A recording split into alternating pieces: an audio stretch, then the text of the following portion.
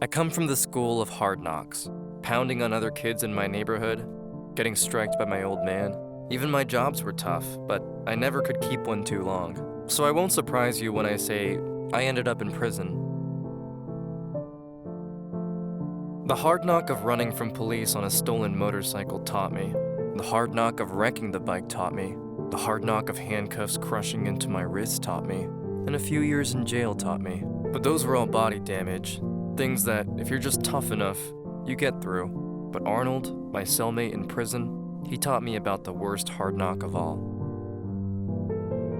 My prison cell crammed 4 guys into 2 bunk beds. That close, you got to know the guys in your cell. I settled into prison life and realized it wasn't that complex.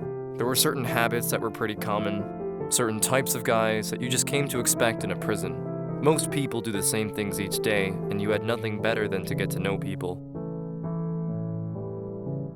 Most of the guys were a type, but not Arnold. He had this look, this way about him. Charm, maybe? I don't know exactly what it was, but he was different. He was never vicious. He barely even swatted at a fly, just to shoo it away. He was smart too, educated, I think. Been to college. It's like he grew up with a lot of money, but didn't have any of that money now. Lots of guys said what they were in for with a matter of pride. Me, I snatched a motorcycle, started a police chase, resisted arrest. I told the story a little arrogantly, let the other guys know I have some guts. But Arnold, he never really said what he did. Never added in his bit during our bull seasons. So one day I straight up asked him, "How'd you get here, Arnold? What'd you do? Steal some old lady's purse?" Not a good joke, I get it, but I never said I was funny. "You're truly interested?" he asks. I asked, didn't I? I said. "My fiancée," Arnold starts. "Everything was perfect. I propose, she says yes, we move in together. Everything's perfect.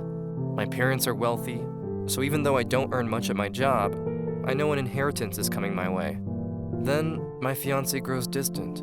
Small things at first. She's out late with friends and leaves her phone at home. Then she's disinterested when I talk about my day or my work. She stops communicating. She speaks, but doesn't say much. She's not disrespectful or resentful. She acted happy when we visited with friends or family. She stopped caring.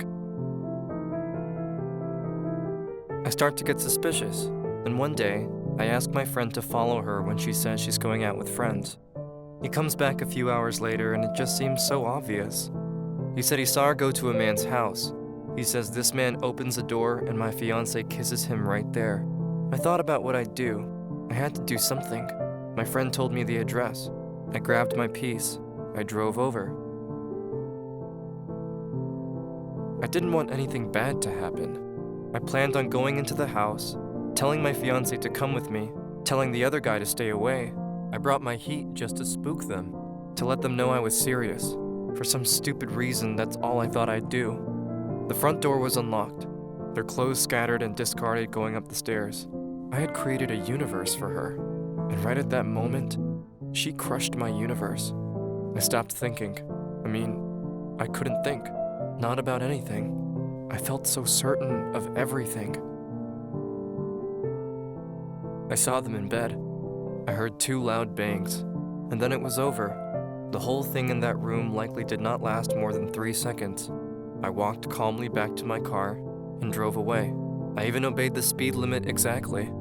I found a place to park and tried to end it all, but I was too frightened to pull it. But I was too scared to pull the trigger. I took out my phone, called the police, told them everything. They picked me up. Now I'm here.